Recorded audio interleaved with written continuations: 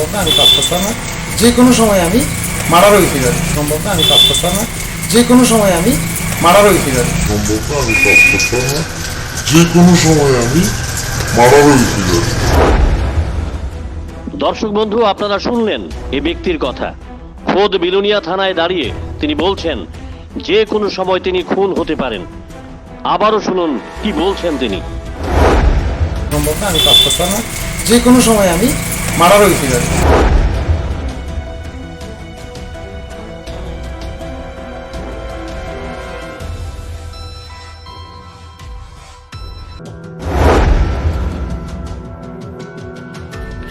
নাম সুব্রত সরকার।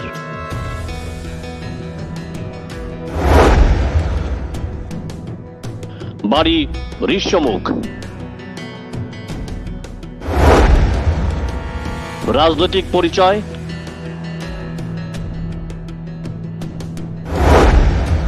দল বিজেপি।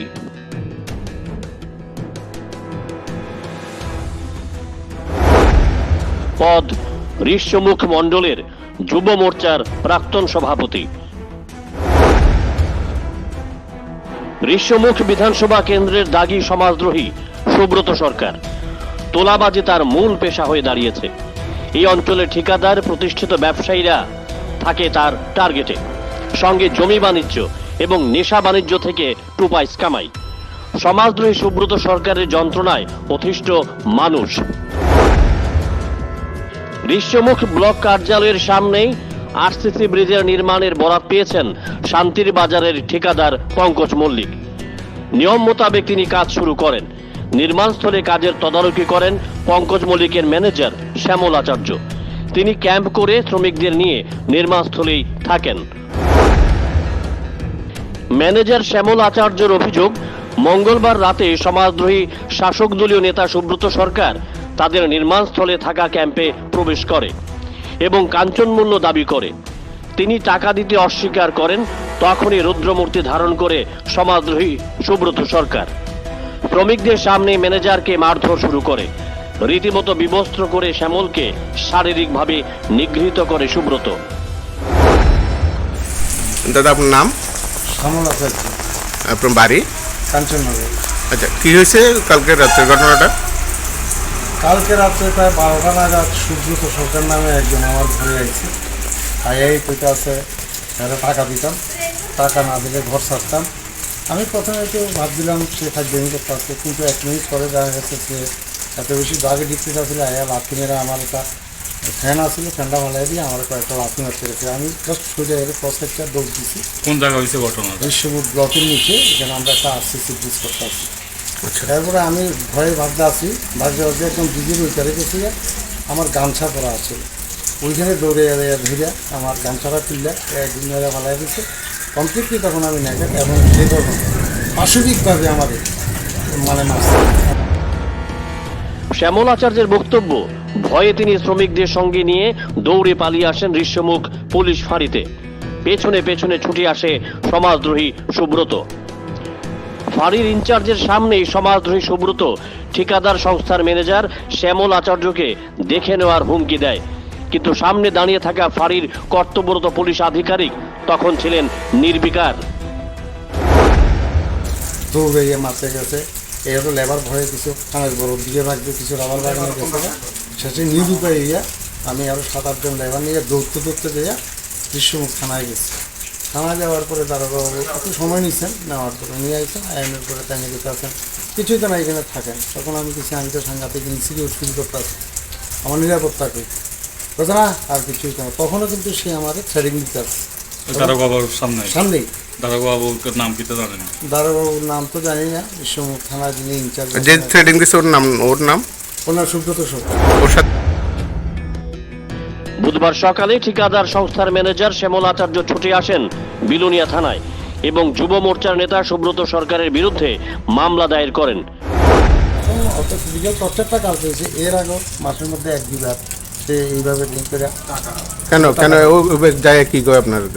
টাকা দেয়, টাকা লাগবো, এই গ্রহণ লাগবো, অসাধ্য কিছু গালিগালাজ, যেটা আমার মিসেসরে জড়াইয়াও কয় এবং আমার মালিককে নিয়েও কয়, মানে এর মুখে যখন যা আসে তখন এই ভাষাগুলি অ্যাকচুয়ালি আয়নার সামনে বাড়াইও বলা সম্ভব না। আপনি কি এখানে কাজ করতেছেন? আমি ওইখানে থাকি, রাতের বেলা থাকি এবং আমি ওইখানে ম্যানেজার। ওখানে কন্ট্রাক্টরের নাম কে করাতেছেন কাজ? ওনার নাম পঙ্কজ মল্লিক, এক্স্যাক্টলি বাড়ির শান্তিবাজার। কি কাজ করাইতেছেন? উনি এখানে আসতেছি একটা ব্রিজ করতে আসছেন। আচ্ছা, তো এখন আপনারা কি মামলা করছেন? হ্যাঁ, মামলা করছি। কয়জনের নামে? একজন সুব্রত। একজনের নাম শুধু সুব্রত সরকার, সেই 21। শ্যামল আচার্য এখন আতঙ্কে ভুগছেন, তিনি ঋষ্যমুখে কাজ করবেন না। ঠিকাদার পঙ্কজ মল্লিককেও জানিয়ে দিয়েছেন, কারণ এখন শ্যামলকে তারা করছে মৃত্যুর ভয়। এখন এভাবে আসার্জন করতে আসছে, আমি চাই যে এইটার থেকে নিষ্কৃতি পাওয়ার একটা রাস্তা কীভাবে পাওয়া যায়। আদারওয়াইজ আমরা এখান থেকে ব্যাগিং ব্যাগেজ আমি মালিককে অভিযোগ করেও দিচ্ছি যে এখানে থাকা সম্ভব না, আমি কাজ করতে পারবো না, যে কোনো সময় আমি মারারও হইতে পারি। আমরা এখন নিরাপত্তাহীনতা আমি 100% নিরাপত্তা আশা করতে আছি, যদি নিরাপত্তা দেয় তাহলে এখানে হয়তো যাবো, আর নাহলে আমি কোনোদিনই সঙ্গে দেখান ওই সাইড থেকে আমি আর এই সাইডে দেখি। আচ্ছা, আর সুব্রত সরকার যিনি আপনার দৈহিক নির্যাতন চালাইছে বা অ্যাসল্ট করতেছে, হ্যাঁ, তো তার বিরুদ্ধে কি চাইতেছেন সরকারের কাছে? নিশ্চয়ই গভর্নমেন্টের আইন অনুসারে যা যা করণীয় তাই করবেন। আমার চাওয়া দিয়া তো কিছু হতো না, গভর্নমেন্টের মতো উনি ন্যাচারাল অ্যাকশন নিতে। বিশ্বাস আর ভরসার এক মেলবন্ধন ভারত হসপিটালিটি সার্ভিসেস। আপনাদের জন্য আমরা নিয়ে এসেছি best catering service at your doorstep. Five star category হোটেলের এক্সপিরিয়েন্স স্টাফ দ্বারা পরিচালিত ভারত হসপিটালিটি সার্ভিসেস আপনার পরিবারের যে কোনো সামাজিক অনুষ্ঠানে দায়িত্ব সহকারে খাবার এবং ক্যাটারিং সার্ভিসের দায়িত্ব নিয়ে থাকে। বার্থডে পার্টি কিংবা ম্যারেজ সেরেমনি হোক সে অন্নপ্রাশন অথবা যে কোনো সামাজিক অনুষ্ঠান, ঘরে বসে যোগাযোগ করুন আমাদের সাথে আর পেয়ে যান কোনো প্রকার ঝুট ঝামেলা ছাড়াই আপনার প্রিয়জনদের জন্য অভিজ্ঞ শেফের হাতে তৈরি মাল্টি কিউজিন মাউথ ওয়াটারিং সব ডিশেস। তাই আপনার যে কোনো সামাজিক অনুষ্ঠানে অতিথিদের প্রাণ খুলে সময় দিন আর বাকিটা ছেড়ে দিন ভারত হসপিটালিটি সার্ভিসেসের হাতে।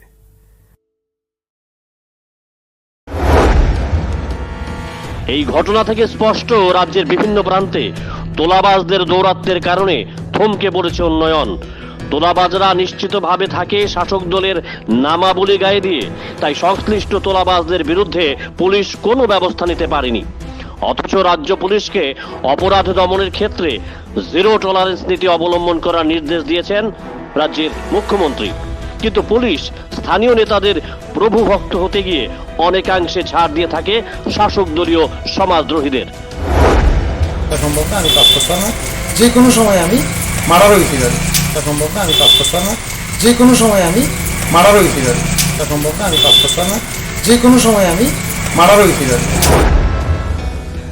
Bureau report, jam 24 news.